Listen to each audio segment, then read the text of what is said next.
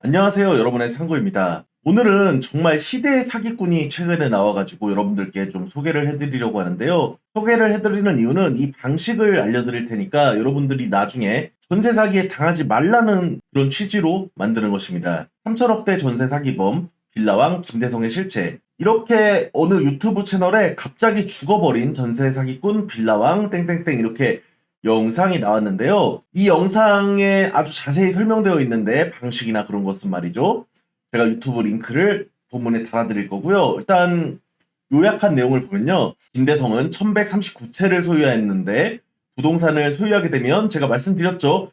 다주택으로 부자가 될 수 없다고 말씀드렸죠. 종합부동산세와 재산세를 부과를 합니다. 그 금액이 무려 60억이었고 당연히 낼 돈이 없으니까 미납했죠. 이 사람이 매집한 것은 2019년 중반부터였는데 3년 만에 1139채를 샀다 이 말입니다. 이 사람이 쓴 방식은 이거예요. 빌라를 누가 1억 5천에 산다고 합니다. 그러면 1억 8천에 전세 세입자를 구해요.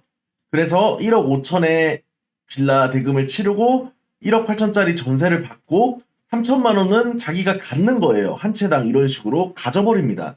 어떻게 이게 가능하냐, 말이 되냐? 전세입자는 바보냐라고 하실 수 있는데 빌라라는 거는요, 정해진 시세가 없습니다. 아파트는 시세가 웬만큼 있어서 이런 게 없는데 빌라는요, 시세가 없어요. 그러니까 1억 8천짜리 전세입자를 구해서 1억 5천짜리 집에다 집어넣고 이걸 사서 이렇게 3천 먹는 게 충분히 가능했습니다. 특히 상승장에는 더 가능했어요. 그런데 그럼 전세입자는 바보냐? 아니죠. 이 사람들이 이렇게 유혹했습니다. 별 의심 없이 계약하는 사람에게는 그냥 하고, 의심을 하는 사람에게는 허그에서 보증보험이란 게 있습니다. 전세 세입자 보증보험. 이거를 가입하면 온전히 돌려받을 수 있으니까 안전하다. 실제로 안전합니다.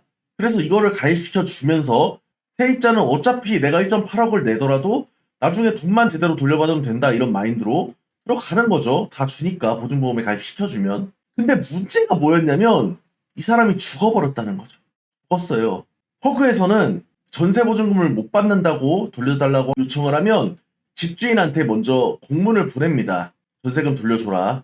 근데 집주인이 여기에 응하지 않으면 일단 세입자에게 돈을 돌려주고 나중에 구상권을 청구하는 방식이에요. 이게 규정인데 집주인이 사망하였을 때는 정해진 규정이 없다는 거예요.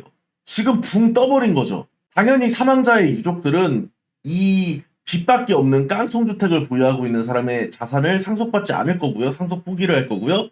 법원에서 상속관리인을 지정하기까지 보통 2년이 걸린다고 합니다. 그럼 2년 동안 그냥 그 집에서 사람들은 살아야 하는 겁니다. 보증보험을 가입한 사람은 다행히 2년 뒤에 돈이라도 돌려받지, 나머지 50% 보증보험을 가입하지 않은 500채 세입자들은 이 세금이 우선입니다. 무조건 국세가 뭐 대항력이고 뭐고 갖춰져 있어도, 전입신고고 확정일자 있어도 이 세금 미납이 1번이에요. 그럼 이거로 다 돈을 퉁치면 온전하게 나머지 금액을 돌려받지 못할 가능성이 높다. 망한 거죠. 어떻게 이게 가능했을까 싶어요. 솔직히 이렇게 세금을 미납한 사람에게 집을 계속 매수할 수 있게 해주는 그런 제도 자체도 잘못됐고, 허그에서 집주인이 사망하였을 때 바로 돈을 돌려주고 그 이후에 대응하는 그런 매뉴얼도 없다는 게 신기하고요. 그리고 이런 사기꾼을 뒤에서 조종한 기획부동산 이런 사람들이 있겠죠. 당연히 이 사람은 지적장애인이라고 합니다. 3, 4급. 지적장애인인데 제가 뭐 지적장애인을 무시하는 게 아니라 이렇게 1139채를 3년 동안 사기를 혼자서 했을 수는 없다고 봅니다. 분명히 조력자가 있었다는 거죠. 이거는 지적장애인이 아니더라도 조력자가 있어야 하지 않을까요? 이 정도 규모면은.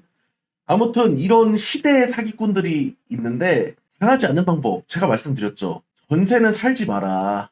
반전세나 월세를 사라라고 제가 말씀드렸죠. 반전세야 보증부 월세니까. 전세라는 거를 제가 진짜 궁금한 게, 전세를 왜 사람들이 좋아하냐면 일단 내 돈 다달이 안 나간다, 생돈 다달이 안 나간다, 이걸로 전세를 보통 들어가거든요. 근데 여러분, 이거 대출받아서 전세금 만약에 내시는 거면요, 이자가 있어요. 이자라는 게 나가는데 이거는 나가는 돈이라고 생각을 안 하시더라고요. 집주인한테 주는 이 월세만 생돈이라고 생각하시고 싫어하시는데 조삼모사예요. 전세나 월세나. 월세가 더 좋다니까요. 진짜 저를 믿고 빌라 사실 때는 월세를 사시고 아파트 사실 때는 반전세 사시기 바랍니다. 나중에 매수하실 때 매수하시더라도 이 전세라는 제도는 언젠가 없어져야 할 제도예요. 이 전세 제도 때문에 집값 폭등과 이런 사기의 온상이 되고 있습니다. 조만간 없어질 거예요, 서서히. 전세제도는 없어질 것이다. 아무튼 이렇게 이런 시대의 사기꾼, 조이팔 다음으로 이제 엄청난 사기꾼이 나왔다, 이런 말씀을 드리면서 영상 마치겠습니다. 시청해주셔서 진심으로 감사합니다.